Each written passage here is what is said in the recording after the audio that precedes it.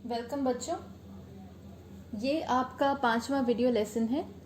इस video lesson में आप सीखेंगे इंडस वैली सिविलाइजेशन की आर्ट के बारे में, यानी कि सिंधु घाटी सभ्यता की कला के बारे में। सिंधु घाटी सभ्यता के बारे में आपने इससे पहले भी ज़रूर पढ़ा है अपनी हिस्ट्री की किताबों में। आप जानते होंगे कि सिंधु घाटी सभ्यता तकरीबन ईसा से 3000 साल पूर्व की सभ्यता थी और यह भारत और पाकिस्तान के कुछ हिस्सों में फैली हुई थी।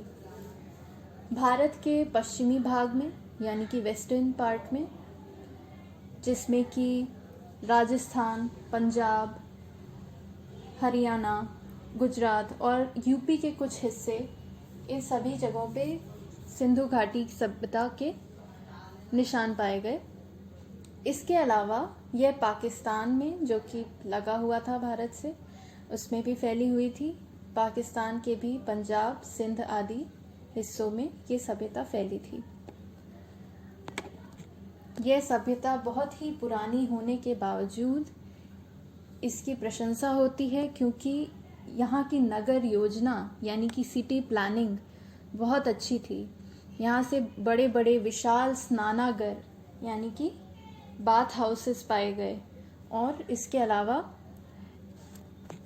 बहुत ही विशाल ग्रैनरीज भी, यानी कि अनाज रखने की जगहें, वो भी मिलती हैं हमें यहाँ से।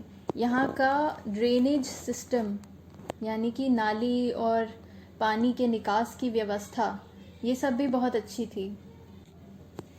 इस काल की हमें कुछ लिपि भी मिलती हैं, जो कि बहुत विकसित तो नहीं है, पर कुछ लिपि भी मिलती हैं जिनको हम अभी तक डिकोड नहीं कर पाए हैं, यानी हम अभी समझ नहीं पाए हैं कि उनमें क्या लिखा गया है। और इसके अलावा एक्सपोर्ट और इंपोर्ट भी चलता था, बाहरी जगहों से सामान आता था और इंडस वैली यानी कि सिंधु घाटी से सामान बाहर भी भेजा जाता था, व्यापार चलता था उस वक्त भी। तो ये बहुत ही विकसित सभ्यता थी, जो कि उतने पुराने समय में, यानी कि ईसा से 3000 साल पूर्व भी फल फूल रही थी। इसके अलावा बेटा, पता नहीं मैं कि आप लोग अभी ये जानते हैं या नहीं, लेकिन इस वक्त की कला यानी कि इस वक्त की आर्ट भी बहुत डेवलप थी, बहुत विकसित थी। इसके बारे में हम और जानते हैं। चलिए अगली स्लाइड की तरफ। Art of Indus valley civilization and introduction. The arts of the Indus Valley civilization emerged during the second half of the 3rd millennium BC. यानी कि सिंधु घाटी सभ्यता ईसा से तकरीबन 2500 साल पहले निकल के बाहर आई। The forms of art found from various sites of the civilization include sculptures, seals, pottery, gold jewelry, terracotta figures etcetera. Sindhu घाटी से जो हमें तरह तरह की कला मिलती है, पाई जाती है, उसमें क्या क्या शामिल है? स्कल्पचर्स यानी कि मूर्तियाँ, सील यानी कि ठप्पे, पॉटरी यानी कि मृदभांड यानी कि घड़े वगैरह, गोल्ड ज्वेलरी सोने की ज्वेलरी, टेराकोटा फिगर्स यानी कि मिट्टी के बर्तन और मिट्टी के फिगर्स, मिट्टी की मूर्तियाँ आदि। The artists of that time surely had fine artistic sensibilities and a vivid imagination. Their delineation of human and animal figures was highly realistic in nature, since the anatomical details included in them was unique, and in the case of terracotta art, the modeling of animal figures was done in an extremely careful manners. यानी कि उस वक्त के कलाकारों के पास खास कलात्मक दृष्टिकोण था और बहुत ही विविड यानी कि गहरी और बहुत ही अच्छी कल्पना थी उनके पास। उन्होंने जिस तरह से आदमियों के और पशुओं के फिगर्स को बनाया, वो बहुत ही रियलिस्टिक है। बहुत ही रियलिस्टिक स्टाइल से उन्होंने आदमियों को भी बनाया और जो जानवरों के फिगर्स हैं उनको बनाया, और उसमें जो एनाटॉमिकल डिटेल्स यानी कि हाथ पैर, कौन सी चीज़ कहाँ होगी, किस तरह से होगी, किसका क्या शेप होता है, तो जो एनाटॉमी की डिटेल्स होती हैं यानी कि जो बॉडी के स्ट्रक्चर की डिटेल्स होती हैं वो बहुत ही एक्यूरेट हैं उनमें। और टेराकोटा यानी कि मिट्टी से बने हुए जो फिगर्स हैं उनमें जानवरों के फिगर्स ख़ास तौर पे बहुत ही अच्छी तरीके से बनाए गए हैं, बहुत ही केयरफुली उनको मॉडल किया गया है एकदम रियलिस्टिक स्टाइल में। The two major sites of the Indus Valley civilization along the Indus River, the cities of Harappa in the north and Mohenjo-daro in the south, showcase one of the earliest examples of civic planning. अब आप सब जानते होंगे कि सिंधु घाटी सभ्यता की दो सबसे बड़ी कौन से शहर पाए गए हैं, दो सबसे बड़े, एक तो हरप्पा, दूसरा मोहनजोदड़ो। हरप्पा नॉर्थ में है, मोहनजोदड़ो साउथ में है, और इन दोनों ही शहरों में जो नगर की प्लानिंग होती है, जो सिटी प्लानिंग होती है, नगर व्यवस्था जो होती है, उसके बहुत ही अच्छे उदाहरण मिलते हैं, जो कि वन ऑफ द अर्लीस्ट हैं यानी कि सबसे पुराने एग्जाम्पल्स में से एक हैं। अदर मार्कर्स व house, markets, storage facilities, offices, public baths, etc. arranged in a grid-like pattern. और क्या क्या मिलता है, घर हैं और मार्केट के अवशेष मिलते हैं, मार्केट्स के सबूत मिलते हैं हमें। स्टोरेज फैसिलिटीज़ यानी कि अनाज को स्टोर करने की फैसिलिटीज़ थी और तरह तरह की स्टोरेज फैसिलिटीज़ थी। ऑफिस हुआ करते थे। पब्लिक बाथ यानी कि कॉमन बाथ्स हुआ करते थे जहाँ पे लोग आके नहाया करते थे। और ये सब कुछ बहुत ही अरेंज तरीके से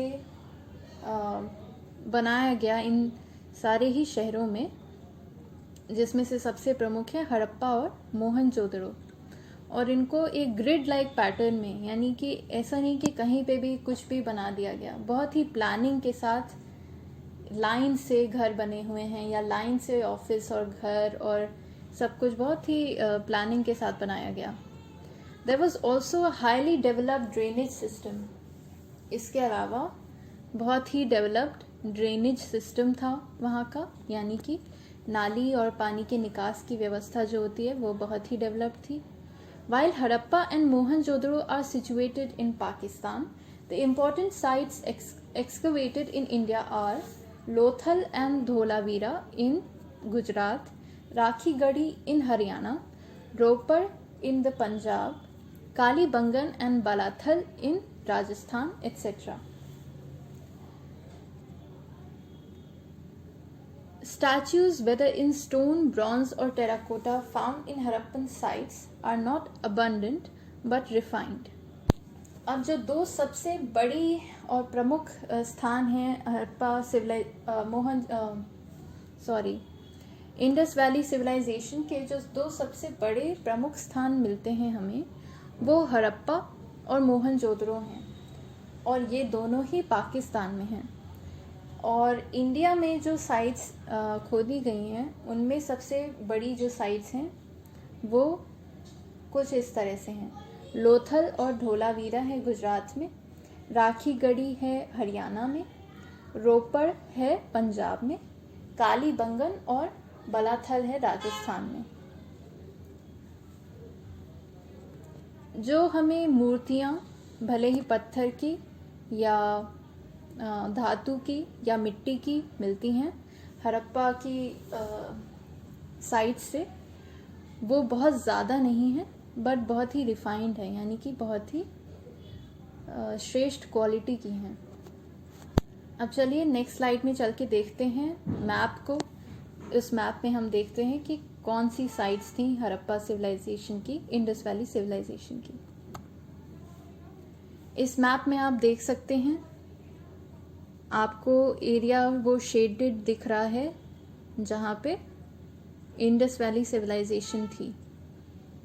और ये आप देख सकते हैं भारत का पश्चिमी एरिया है और पाकिस्तान है।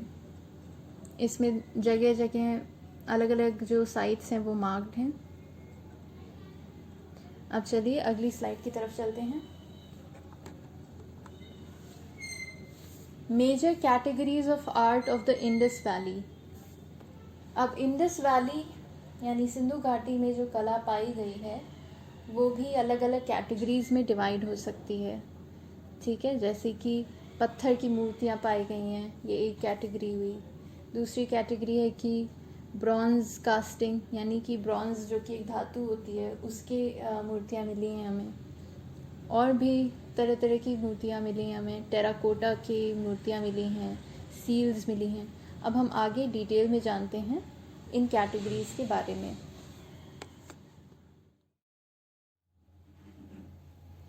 सबसे पहले आते हैं स्टोन स्टैचूज पे, यानी कि पत्थर की मूर्तियाँ। The stone statues found at Harappa and Mohenjodaro are excellent examples of handling 3D volumes. यानी कि हड़प्पा और मोहनजोदड़ो में पाई गई पत्थर की मूर्तियाँ बेहतरीन उदाहरण हैं कि किस तरह से 3D यानी कि 3 डायमेंशनल वॉल्यूम को दिखाया जा सकता है पत्थर में। इन stone are 2 male figures, one is a torso in red sandstone and the other is a bust of a bearded man in steatite। यानी कि दो प्रमुख मूर्तियाँ जो पत्थर की हमें मिलती हैं वो दोनों मेल फिगर्स हैं, यानी आदमियों के फिगर्स हैं। पहला है एक रेड सैंडस्टोन यानी कि लाल बलुआ पत्थर का बना हुआ टॉर्सो, यानी कि गले से लेकर के पेट तक का फिगर। एक तो हमें ये मिलता है, इसके बारे में हम डिटेल से आगे पढ़ेंगे। और दूसरा जो हमें मिलता है वो है bust of a bearded man in steatite. Steatite एक दूसरी तरह का पत्थर होता है, उसमें एक बियर्डेड मैन यानी कि दाढ़ी वाले आदमी का बस्ट, यानी कि सर से लेके सीने तक का पोर्ट्रेट पत्थर में, ये हमें मिलता है। अब बियर्डेड मैन यानी कि दाढ़ी वाले आदमी या दाढ़ी वाले बाबा का जो फिगर मिलता है उसके बारे में हम और जानते हैं। The figure of the bearded man interpreted as a priest is draped in a shawl coming under the right arm and covering the left shoulder. ये जो बियर्डेड मैन का यानी दाढ़ी वाले एक आदमी का जो फिगर मिलता है, इसको अक्सर माना जाता है कि ये किसी साधु का फिगर है जिसने कि एक शॉल ओढ़ी हुई है जो कि उसके राइट आर्म के अंदर से निकल रही है, दाहिने बाजू की तरफ से आ रही है और उसके लेफ्ट बाजू बाएं बाजू को ढकते हुए जा रही है। This shawl is decorated with trefoil patterns. इस शॉल पे डेकोरेशन है किस तरह का, 3 पत्तियों वाला एक 3 साइड्स वाले पत्तियों वाला एक पैटर्न है, उससे डेकोरेशन हो रखा है। The eyes are a little elongated and half closed as in meditative concentration. जो आंखें हैं वो थोड़ी लंबी हैं और आधी बंद हैं।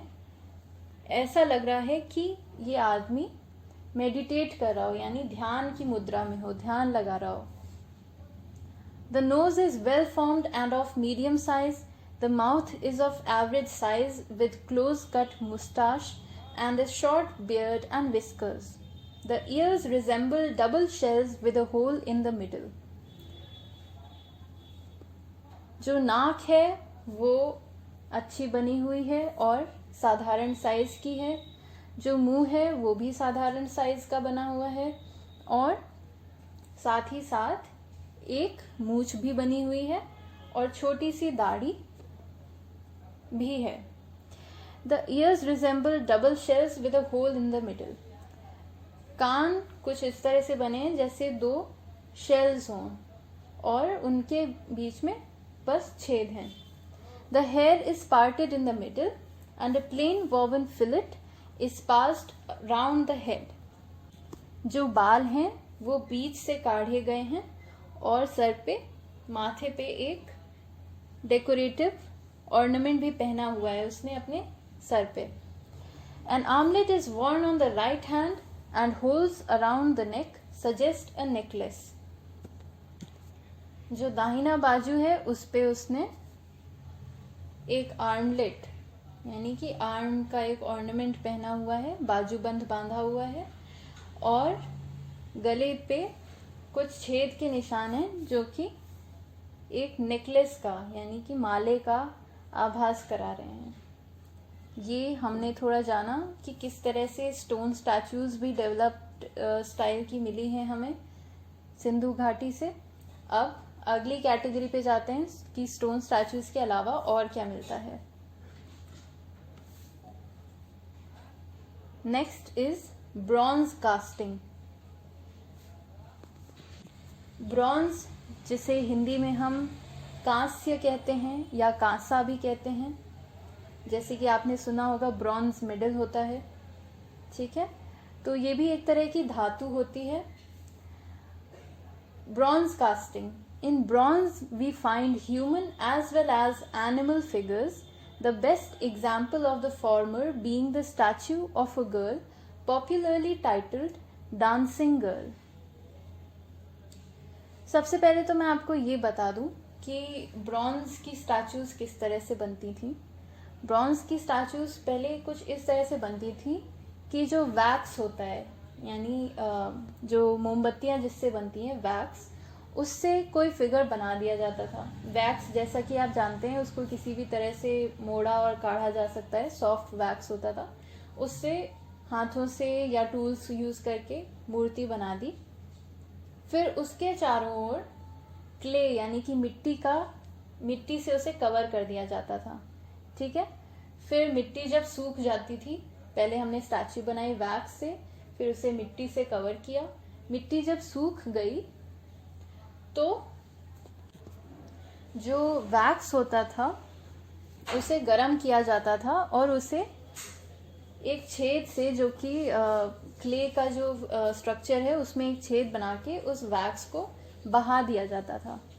फिर जो बीच में हॉलो यानी कि जो खालीपन बचता था, उस खालीपन में गर्म पिघले हुए मेटल को यानी कि इस केस में कांसे को डाला जाता था और छोड़ दिया जाता था।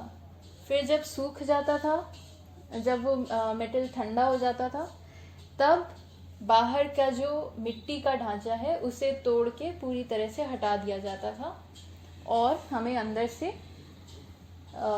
मेटल की यानी कि ब्रॉन्ज की स्टैचू निकलती थी। और इस तरह से पहले ब्रॉन्ज कास्टिंग होती थी यानी ब्रॉन्ज की स्टैचूज बनाई जाती थी। तो सबसे इम्पॉर्टेंट और सबसे फेमस जो ब्रॉन्ज की स्टैचू हमें इंडस वैली से मिली है वो है एक लड़की की स्टैचू जिसको पॉपुलरली कहते हैं डांसिंग गर्ल यानी कि नाचती हुई लड़की। ये स्टैचू हमें मिलती है। आगे बढ़ते हैं। Amongst animal figures in bronze, the buffalo with its uplifted head, back and sweeping horns and the goat are of artistic merit.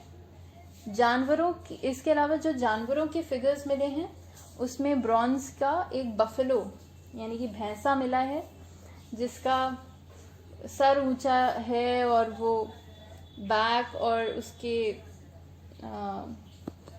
बहुत ही लंबे लंबे हॉर्न्स यानी कि लंबी लंबी सींगें हैं। और उसके अलावा बकरी का जो फिगर मिला है, ये सब बहुत ही प्रभावशाली हैं, बहुत ही अच्छी तरह से बनाए गए हैं। Bronze casting was popular at the major centres of the Indus valley civilization. The copper dog and bird of Lothal and the bronze figure of a bull from Kalibangan are in no way inferior to the human figures of copper and bronze from Harappa and Mohenjo-daro. जो bronze casting थी यानी कि bronze की मूर्तियां बनाना, ये Indus valley civilisation की हर major centre में, हर major sites पे बहुत ही पॉपुलर था। कॉपर का कुत्ते का फिगर मिला है हमें, और चिड़िया का भी फिगर मिला है हमें। कहाँ से? लोथल से। और कांसे का बैल का फिगर मिला है हमें कालीबंगन से। ठीक है, तो मेटल की भी उस वक्त हमें काफ़ी सारी मूर्तियाँ मिली हैं उस वक्त की। ये तो था ब्रॉन्ज कास्टिंग। अभी तक आपने जाना कि स्टोन की मूर्तियाँ मिली हैं और ब्रॉन्ज की किस तरह की मूर्तियाँ मिली हैं। अब हम आगे बढ़ते हैं और जानते हैं। Next is terracotta. The Indus Valley people made terracotta images, but also compared to the stone and bronze statues, the terracotta representations of human form are crude in the Indus Valley. Terracotta क्या होता है बच्चों? Terracotta होता है जब clay से यानी कि मिट्टी से कोई फिगर या कोई बर्तन बनाए जाते हैं और उसको फिर आग में पका दिया जाता है, तो उसे हम कहते हैं टेराकोटा। तो इंडस वैली में जो टेराकोटा के फिगर्स और इमेजेस हमें मिलते हैं वो बहुत ही अच्छे हैं, लेकिन अगर उन्हें कंपेयर किया जाए जो पत्थरों की स्टैचूज़ मिली हैं हमें, या फिर हमें जो मेटल की कांसे की जो मूर्तियाँ मिली हैं, तो उसकी कंपैरिजन में ये स्किल के मामले में थोड़ी निम्न है, थोड़ी कम अच्छी हैं। They are more realistic in Gujarat sites and Kalibangan. और इस मुकाबले में गुजरात के साइट्स जो हैं, यानी गुजरात के एरिया में जो टेराकोटा के स्टैचूज़ मिली हैं, वहाँ पे ये थोड़ी ज़्यादा रियलिस्टिक हैं। The most important among the Indus figures are those representing the mother goddess.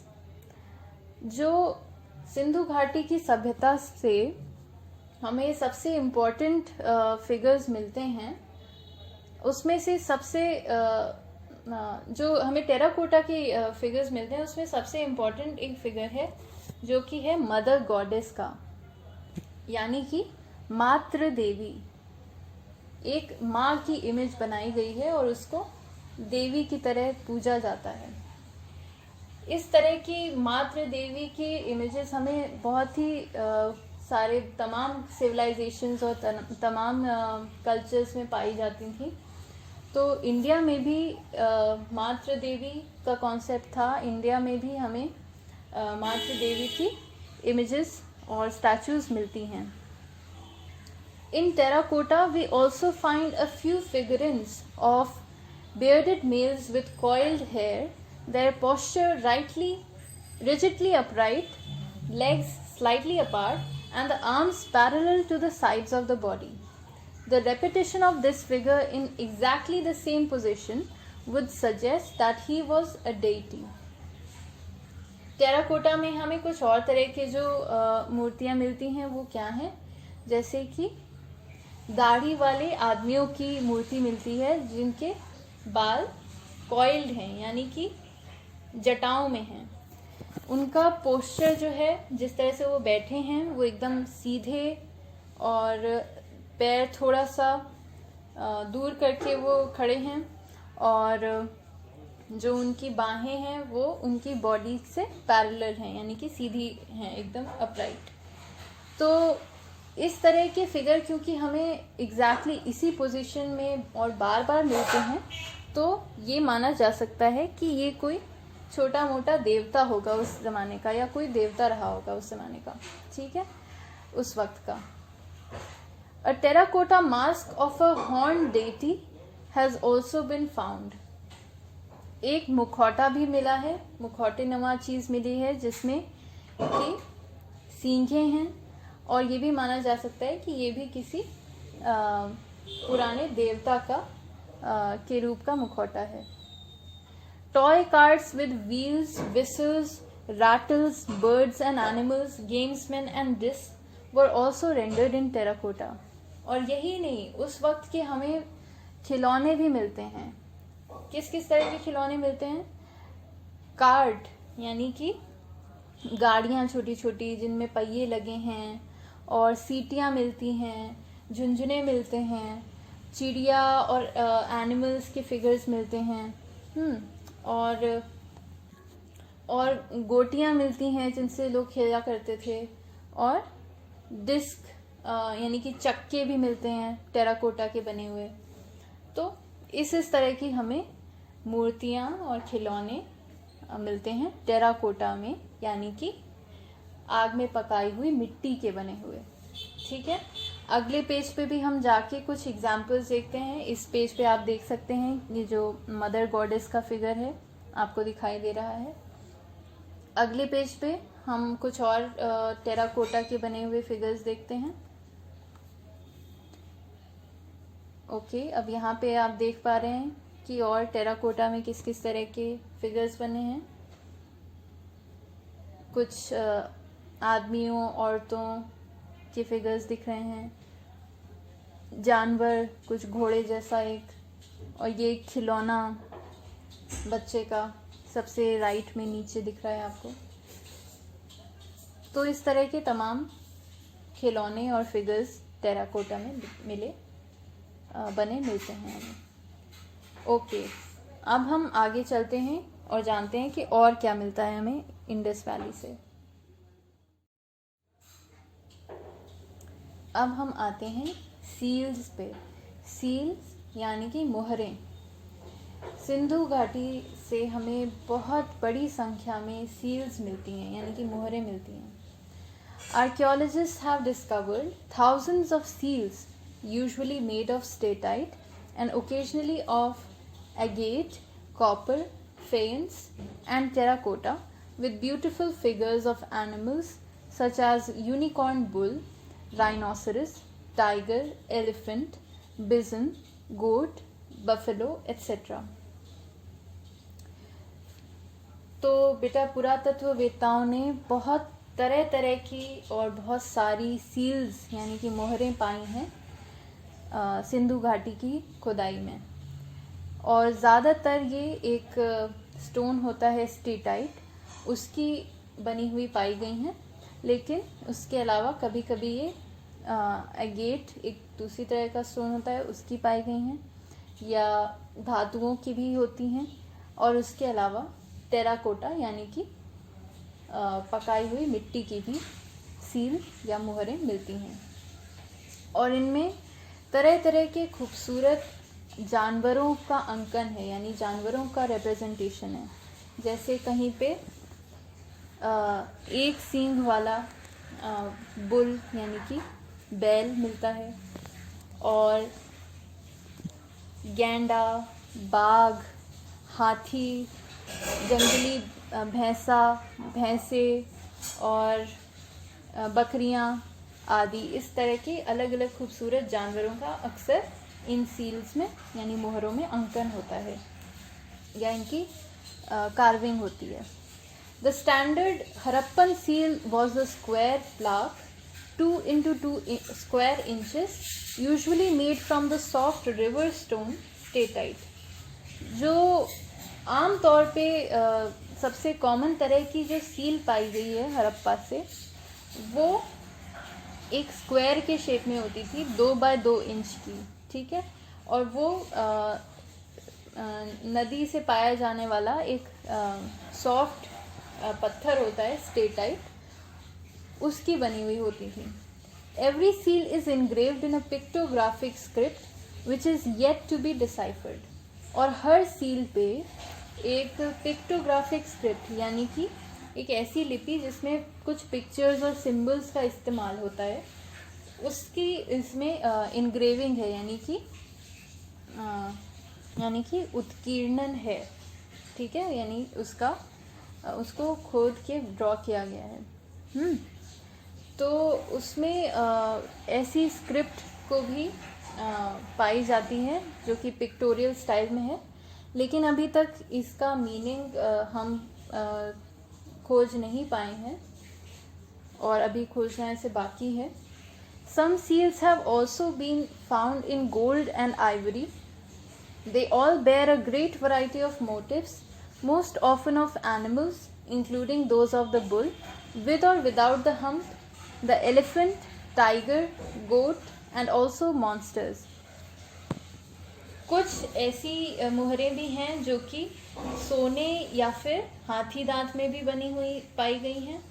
उनमें भी तरह तरह के इमेजेस होती हैं, अक्सर जानवरों की, जैसे कि बैल, हम्प वाला यानी कि जो उसके पीठ पे एक उभार होता है उसके साथ, या बिना हम्प वाला बैल, ठीक है। और हाथी, बाघ, बकरी और इवन दानव भी बने हुए हैं, ठीक है। समटाइम्स ट्रीज और एनिमल्स वर ऑल्सो डिपिक्टेड, और कभी कभी, ज़्यादातर इन पे तो जानवरों की इमेज बनी होती थी, लेकिन कभी कभी पेड़ और इंसान भी बनाए गए हैं इन सील्स पे। तो चलिए अब नेक्स्ट टॉपिक पे चलते हैं कि और सील्स के अलावा क्या पाया गया है आर्ट के रूप में। नेक्स्ट टॉपिक इज पॉटरी, यानी कि मिट्टी के बर्तन। A large quantity of pottery excavated from the sites enable us to understand the gradual evolution of various design motifs as employed in different shapes and styles. जो तरह तरह की और बड़ी संख्या में हमें पॉटरी मिली है इंडस वैली की एक्सकवेशन से, यानी कि खुदाई से, उससे हमें ये जानने में बहुत मदद मिलती है कि किस तरह से धीरे धीरे इंडस वैली के जो मूर्तियाँ थी उनमें जो शेप था उनका, जो मिट्टी के बर्तन थे, पॉटरी थी, उनके शेप में और उनकी डिज़ाइन में जो उन पे बनी होती हैं और उनके स्टाइल में धीरे धीरे से किस तरह से विकास हुआ। The Indus Valley pottery consists chiefly of very fine wheel made wares, very few being handmade. जो सिंधु घाटी की पॉटरी थी वो ज़्यादातर चाक पे बनी हुई होती थी, यानी कि जो व्हील होती है उस पे बनती थी, और बहुत ही कम ऐसी पॉटरी थी जो हाथ से बनती थी। आप लोग जानते होंगे कि मिट्टी के बर्तन या तो हाथ से बनते हैं या फिर जो चाक होती है, यानी कि जो पॉटर्स व्हील होती है उस पे बनते हैं। तो ज़्यादातर जो हमें वहाँ से पॉटरी मिलती है वो चाक पे, यानी कि पॉटर्स व्हील पे बनी हुई बहुत ही फाइन और बहुत ही अच्छी पॉटरी है, और बहुत ही कम ऐसी पॉटरी मिलती है जो कि हाथ से बनी हुई पॉटरी है। Plain pottery is more common than painted where.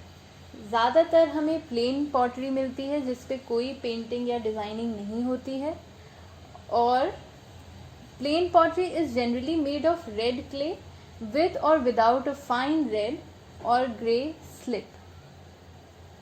Plain pottery जो है वो ज़्यादातर लाल मिट्टी की होती है, और या तो उसमें रेड और ग्रे स्लिप होती है या नहीं। It includes knobbed ware ornamented with rows of knobs, यानी कि उभरा हुआ नॉब्स जैसे बने हुए हैं और उनसे डेकोरेशन हो रखा है पॉटरी पे। The black painted ware has a fine coating of red slip on which geometric and animal designs are executed in glossy black paint. Slip क्या होता है? क्ले और पानी और अक्सर कोई रंग यानी कि पिगमेंट का मिक्सचर होता है। तो जो ब्लैक पेंटेड वेयर है, यानी कि ब्लैक कलर की जो पॉट्स हैं उनके ऊपर एक पतली कोटिंग है लाल रंग की स्लिप की, ठीक है, और उस पे या तो ज्योमेट्रिक यानी कि ज्यामितीय डिज़ाइंस बनी हुई हैं या फिर एनिमल डिज़ाइंस बनी हुई हैं, ठीक है, ब्लैक पेंट से। तो ये हमने जाना कि किस तरह से बहुत बड़ी संख्या में हमें सिंधु घाटी से पॉटरी मिलती है, यानी मिट्टी के बर्तन मिलते हैं। ज़्यादातर मिट्टी के बर्तन नॉन पेंटेड हैं, प्लेन हैं, रेड क्ले के बने हुए हैं, लेकिन कुछ मिट्टी के बर्तनों में खूबसूरत ज्योमेट्रिक या फिर एनिमल डिज़ाइंस भी मिलती हैं हमें, ठीक है। अब हम आप इस इमेज में भी आप देख सकते हैं कोई जो एग्जाम्पल है, साइड में जो इमेज दिख रही है ये सिंधु घाटी से मिली हुई पॉटरी की इमेज है। अब हम आगे बढ़ते हैं नेक्स्ट टॉपिक पे।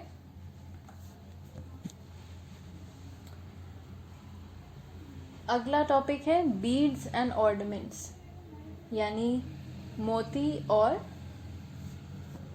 आभूषण। तो सिंधु घाटी से हमें तरह तरह के आभूषण भी मिले हैं खुदाई में। आइए जानते हैं। The Harappan men and women decorated themselves with a large variety of ornaments produced from every conceivable material, ranging from precious metals and gemstones to bone and baked clay.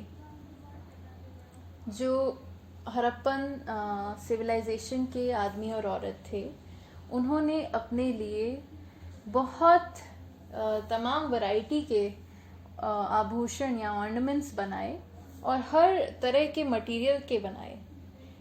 वो मेटल के भी बनाए उन्होंने और कीमती पत्थरों के भी बनाए, हड्डियों से भी ऑर्नामेंट्स बनाए और टेराकोटा यानी कि बेक्ड क्ले से भी ऑर्नामेंट्स बनाए। While necklaces, fillets, armlets and finger rings were commonly worn by both sexes, women wore girdles, earrings and anklets. यानी कि जो हमें माले मिलते हैं और सजावटी पट्टियाँ मिलती हैं, बाजूबंद मिलते हैं और हाथ की उंगलियों की अंगूठियाँ मिलती हैं, ये दोनों ही सेक्सेस पहनते थे, यानी कि आदमी भी पहनते थे, औरतें भी पहनती थी। और जबकि कुछ और चीज़ें मिलती हैं जो सिर्फ औरतें पहना करती थीं, जैसे कि करधनी और कान की बालियाँ और पायल और पाजेब, ये हमें मिलते हैं जो कि सिर्फ औरतें पहना करती थीं। Hoards of jewelry found at Mohenjo-daro and Lothal include necklaces of gold and semi-precious stones, copper bracelets and beads, gold earrings and head ornaments, fine pendants and buttons, and beads of statite and gemstones. All ornaments are well crafted. यानी कि जो तमाम तरह की आभूषण हमें मिलते हैं मोहनजोदड़ो से और लोथल से, उसमें सोने के हार हैं और सेमी प्रेशियस पत्थरों के भी बने हुए हार हैं और तांबे के ब्रेसलेट्स और तांबे की मोती यानी कि बीड्स और गोल्ड के इयररिंग्स हैं और सर पे पहनने वाले गोल्ड के ऑर्नामेंट्स हैं और टेराकोटा के बने हुए पेंडेंट्स हैं और बटन मिलते हैं और बीड्स मिलते हैं। किसके बने हुए? स्टेटाइट जो एक पत्थर होता है और जेमस्टोन्स यानी कि कीमती पत्थरों के बने हुए। और ये सारे ही जो आभूषण हैं, सारे ही जो ऑर्नामेंट्स हैं, ये बहुत ही तरीके से क्राफ्टेड हैं, बहुत ही अच्छे क्राफ्टेड हैं ये। तो यहाँ पे ख़त्म होता है ये कि किस किस तरह के कैटेगरीज़ हैं, क्या क्या कैटेगरीज़ हैं जिनकी हमें कलाएं मिलती हैं, जिस तरह की कलाएं हमें मिलती हैं इंडस वैली सिविलाइजेशन से। तो क्या क्या जाना हमने जाना कि पत्थर की मूर्तियां मिलती हैं एक तो, उसके अलावा मेटल की, ब्रॉन्ज़ की यानी कि मूर्तियां मिलती हैं, टेराकोटा यानी कि बेक्ड क्ले जो होता है, पकी हुई मिट्टी होती है, उसके हमें क्या कहते हैं, उसके हमें मूर्तियां मिलती हैं, खिलौने मिलते हैं। उसके अलावा हमें मुहरें मिलती हैं जो कि ज़्यादातर एक पत्थर है स्टेटाइट, उसकी बनी होती हैं। उसके अलावा कुछ और पत्थरों की भी बनी होती हैं या टेराकोटा की भी बनी होती हैं। उसके अलावा हमें सिंधु घाटी से पॉटरी मिलती है यानी कि मिट्टी के बर्तन मिलते हैं और हमें मोती और आभूषण मिलते हैं। तो ये तो हमने मेन कैटेगरीज जान ली जिसमें सिंधु घाटी की कला को डिवाइड किया जा सकता है। अब हम कुछ खास नमूने जानेंगे जो हमें सिंधु घाटी से मिलते हैं। तो चलिए नेक्स्ट स्लाइड की ओर। Some noteworthy examples of Indus valley art, यानी कि सिंधु घाटी सभ्यता की कला के कुछ ध्यान देने योग्य नमूने। ठीक है, अब चलिए नेक्स्ट स्लाइड की ओर जानते हैं। सबसे पहले dancing girl. One of the best known artifacts from the Indus Valley is this approximately 4-inch high copper figure of a dancing girl. Sindhu घाटी से पाई जाने वाली जो आर्टिफैक्ट्स हैं उसमें से सबसे फेमस जो उदाहरण है, जो सबसे बेशकीमती और फेमस जो आर्टिफैक्ट हमें मिलता है वो एक 4 इंच लंबा कॉपर का यानी कि कांसे का फिगर है, एक डांसिंग गर्ल का यानी नाचती हुई लड़की का। ये इमेज साथ में आपको दी हुई है, इसी स्लाइड पे आप देख सकते हैं कि ये किस तरह की मूर्ति है। और ये सिर्फ 4 इंच की मूर्ति है, लेकिन देखिए कितनी डिटेल है इसमें और ये कितने पहले बनाई गई थी उस टाइम में। ईसा से भी करीब 2500 साल पहले। Found in Mohenjo-daro, this exquisite casting depicts a girl whose long hair is tied in a bun. Mohenjodaro से पाई गई ये कांसे की मूर्ति एक लड़की की मूर्ति है जिसके लंबे बाल हैं जो कि एक जूड़े में बंधे हुए हैं। देखिए दिख रहे हैं आपको इमेज में। Bangles cover her left arm. A bracelet and an amulet or bangle adorn her right arm. जो उसका लेफ्ट आर्म है, जो उसका बायां बाजू है, वो पूरा चूड़ियों से भरा हुआ है और उसके दाएं बाजू पे एक ब्रेसलेट और एक बाजू बंद है। And a cowrie shell necklace is seen around her neck. और उसने अपने गले के चारों ओर एक कौड़ी का जो शेल होता है, शायद आप लोगों ने देखा हो, कौड़ी के शेल का नेकलेस पहना हुआ है। Her right hand is on her hip and her left hand is clasped in a traditional Indian dance gesture. उसका जो राइट हैंड है वो उसके कमर पे है और उसका जो लेफ्ट हैंड है वो पारंपरिक भारतीय डांस के जेस्चर में उसने किया हुआ है, रखा हुआ है। She has large eyes and flat knows. उसकी बड़ी बड़ी आँखें हैं और एक चिपटी सी नाक है। This figure is full of expression and bodily vigor and conveys a lot of information. ये छोटा सा फिगर है लेकिन ये अभिव्यक्ति से भरा हुआ है और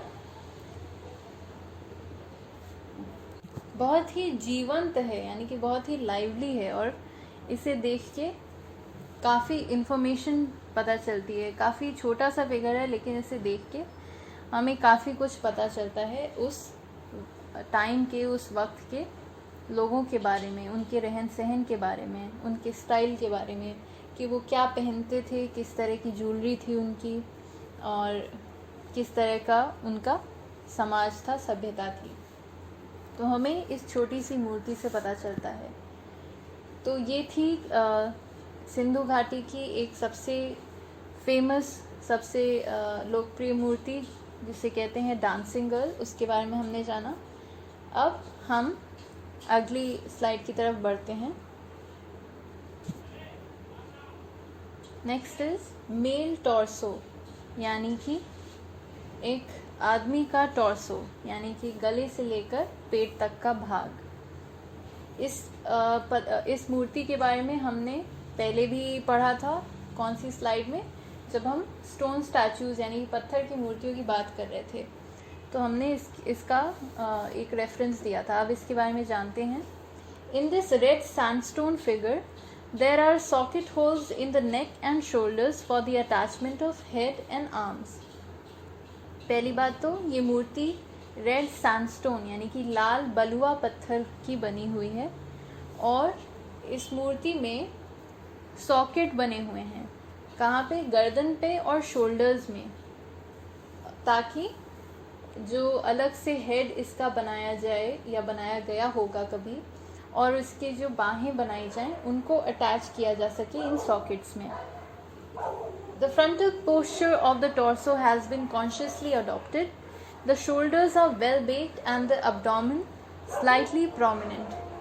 इसका जो फ्रंटल पोस्चर है वो बहुत ही तरीके से बनाया गया है और जो शोल्डर्स हैं यानी कि जो इसके कंधे हैं वो बहुत अच्छे से बनाए गए हैं एंड जो उसका एब्डोमेन है यानी कि जो पेट है वो थोड़ा सा निकला हुआ बनाया गया है।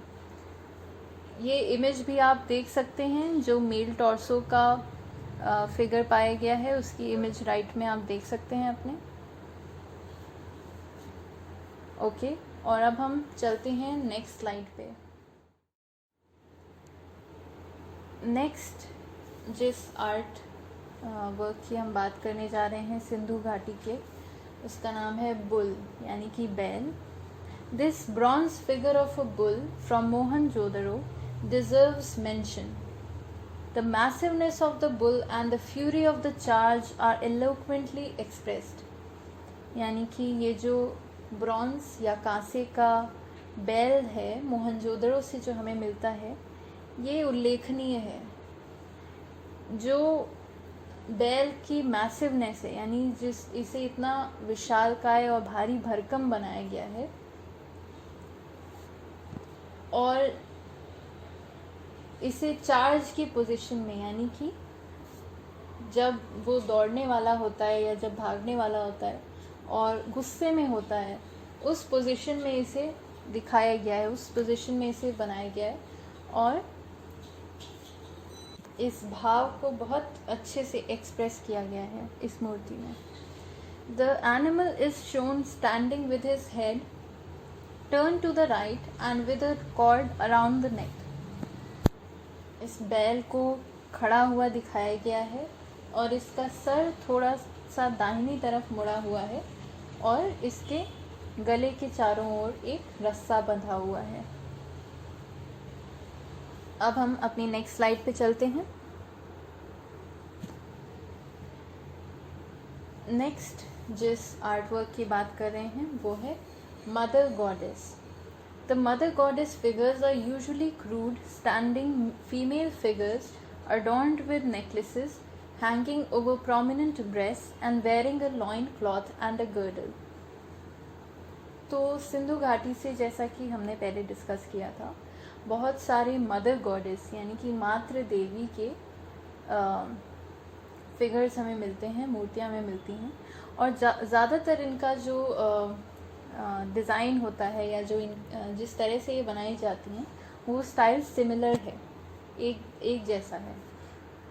तो अक्सर उन्हें क्रूड यानी कि बहुत ही जल्दी से बनाया हुआ मिट्टी का होते हैं ये फिगर्स, और टेराकोटा के यानी कि पहले मिट्टी से बनाया फिर इन्हें बेक किया, और बहुत रिफाइंड नहीं होते, बहुत क्रूड होते हैं यानी कि बहुत जल्दी एक्सप्रेसिवली इन्हें फटाफट बनाया, इस तरह से वो दिखते हैं।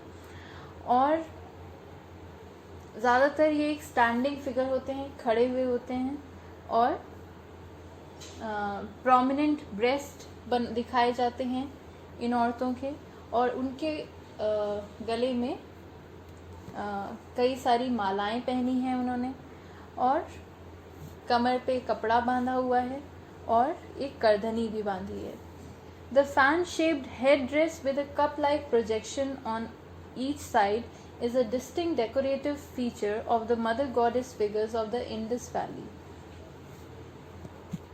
एक खास तरह का हेड गियर यानी कि सर पे पहनने वाली एक खास तरह का ड्रेस दिखता है, जो कि इन फिगर्स पे, मदर गॉडेस के जो फिगर्स पाए गए हैं इन पे मिलता है हमें, जो कि एक पंखे या फैन के शेप का होता है, हाथ वाला जो पंखा होता है उस शेप का एक हेडड्रेस होता है सर पे, और दोनों तरफ 2 प्रोजेक्शन होते हैं, यानी कि 2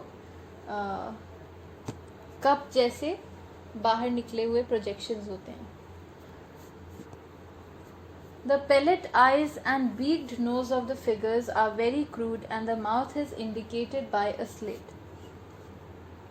जो आँखें हैं वो पेलेट की तरह, यानी कि छोटी छोटी गोलियाँ बनाई मिट्टी की और उनको चिपका दिया, इस तरह से बनी हुई आँखें होती हैं। और जो नोज़ होती है वो बस एक चोंच जैसी बनी हुई होती है। और जो फिगर है ये ओवरऑल बहुत ही क्रूड होता है। क्रूड यानी कि कच्ची तरह से बनाया हुआ होता है, और मुंह के लिए भी बस एक लाइन बना दी गई होती है, एक स्लिट बना दिया गया होता है। और इस तरह के कई सारे हमें मदर गॉडेस यानी कि मातृ देवी के फिगर्स मिलते हैं सिंधु घाटी की खुदाई से। अब चलिए अपनी अगली स्लाइड की तरफ चलते हैं। Painted earthen jar. Found in Mohenjo-daro, this jar is made on a potter's wheel or with clay. The shape was manipulated by the pressure of the crafty fingers of the potter. After baking the clay model, it was painted with black color. High polishing was done as a finishing touch. The motifs are of leaves and geometric forms. Designs are simple but with a tendency towards abstraction. ये painted earthen jar यानी कि मिट्टी का बर्तन हमें मिलता है painted, ये हमें मोहनजोदड़ो से मिलता है और इसे एक चाक पे यानी कि पॉटर्स व्हील पे बनाया गया है मिट्टी से, क्ले से। जो इसका शेप था उसको चाक पे बनाया, जो पॉटर था उसने अपने हाथों से इसको इस शेप में बढ़ाया और इस शेप में चाक पे बनाया है। जब इसको पकाने के बाद इसे काले रंग से इस पे डिज़ाइन की गई और उसके बाद इसकी बहुत अच्छे से पॉलिशिंग की गई, यानी कि इसको चिकना बनाया गया और ताकि इसे फिनिशिंग टच दिया जा सके। जो इस पे डिज़ाइन हमें मिलती हैं वो पत्तियों की हैं, पत्तियां कुछ बनी हुई हैं और उस पे कुछ ज्योमेट्रिक शेप्स और लाइंस और फिगर्स बने हुए हैं। जो इसकी डिज़ाइंस हैं वो बहुत ही सिंपल हैं और एब्स्ट्रैक्ट हैं, यानी कि इसमें कोई ख़ास चीज़ दिखाई नहीं गई है, बस डिज़ाइन को डिज़ाइन की तरह से as lines and as decoration use किया गया है। तो ये बच्चों हमारा आखिरी एग्ज़ाम्पल था इंडस वैली आर्ट का, और आपने कई तरह की जो कलाएं पाई गई हैं सिंधु घाटी सभ्यता से उनके बारे में जाना। उसके बाद आपने जाना कुछ ख़ास ऐसे विशेष उदाहरणों के बारे में, विशेष एग्ज़ाम्पल्स के बारे में जो हमें सिंधु घाटी से मिलते हैं। और यहाँ पे बेटा आपका चैप्टर ख़त्म होता है। अब अगली स्लाइड पे चल के आप अपना होमवर्क नोट कर लीजिए। ओके स्टूडेंट्स, तो आपका चैप्टर कंप्लीट हो गया है, अपना होमवर्क नोट कर लीजिए। इस बार होमवर्क में कुछ इंटरेस्टिंग सोचा है मैंने, क्योंकि हम क्लासरूम्स में नहीं आ पा रहे हैं, सब बच्चे अलग अलग अपने घरों में बैठ के पढ़ाई कर रहे हैं, तो क्लास डिस्कशन वाला माहौल नहीं हो पा रहा है और आप लोग आपस में एक दूसरे से इंटरेक्ट नहीं कर पा रहे हैं। इसलिए इस बार का होमवर्क एक ग्रुप प्रोजेक्ट है। तो students will be divided into groups. Each group will choose any one artefact, statue, seal, ornament etcetera from the Indus Valley civilization sites which may or may not have been mentioned in this lesson। यानी कि students को groups में divide किया जाएगा और हर group एक artefact यानी कि एक आर्ट ऑब्जेक्ट चूज़ करेगा। जैसे कोई स्टैचू चूज़ कर सकते हैं आप, कोई सील यानी मुहर चूज़ कर सकते हैं, कोई गहने जेवरात जो मिले हैं वो आप चूज़ कर सकते हैं। जो कि हमें सिंधु घाटी सभ्यता से की साइट से मिले हों। और भले ही वो इस लेसन में जो मैंने आपको पढ़ाया इसमें मेंशन्ड हों या ना हो, आप उन्हें चूज़ कर सकते हैं किसी एक को। और each group will then research about their artifact from books और internet and write about their findings. हर ग्रुप अपने जो आर्टिफैक्ट चूज़ किया है उसके बारे में रिसर्च करेगा। किताबों से कर सकते हैं आप रिसर्च, इंटरनेट अगर आपके पास है तो इंटरनेट पे आप रिसर्च कर सकते हैं। और फिर आप अपनी फाइंडिंग्स यानी कि आपको क्या पता चला है आपकी रिसर्च में, आपको कितनी फैक्ट्स पता चले हैं, जितनी इंटरेस्टिंग पॉइंट्स पता चले हों, जितनी इंटरेस्टिंग बातें पता चली उतना अच्छा, उनको आप लिखेंगे। Photos or paintings of the chosen artifact can also be added to the project. आप फ़ोटोज़ अगर आपको मिल जाएं तो फ़ोटो ऐड कर सकते हैं अपने प्रोजेक्ट में। आप खुद से ड्रॉ करके पेंट करना चाहें उस आर्टिफैक्ट की पेंटिंग को तो उसे ड्रॉ करके भी ऐड कर सकते हैं, बहुत अच्छी बात है। Each student of the group must participate in the project, लेकिन ये ध्यान रखना है कि सभी बच्चे इस प्रोजेक्ट में पार्टिसिपेट करें। ग्रुप में सारे मेंबर्स पार्टिसिपेट करें और साथ में मिलकर प्रोजेक्ट करें। The groups can name themselves, और ग्रुप आप लोग अपना ग्रुप का नाम अपने आप से सोच के डिसाइड कर सकते हैं आपस में। Please coordinate well and respect each others opinions, और सब लोग अच्छे से कोऑर्डिनेट करिए और एक दूसरे के ओपिनियंस को रिस्पेक्ट करिए आप, और सबकी बात सुनिए। Do your best, I will name the best 3 projects और ऑल द बेस्ट स्टूडेंट्स, और जो भी बेस्ट 3 प्रोजेक्ट्स होंगे मैं उनका नाम लूँगी। तो ये आपका इस बार का होमवर्क है। आई होप आप लोगों को ये होमवर्क करने में मज़ा आएगा, और आई होप ये चैप्टर भी आपको समझ में आया होगा। अगर किसी को कोई डाउट्स हो तो वो मुझसे पूछ सकता है। Okay students, that is all for today.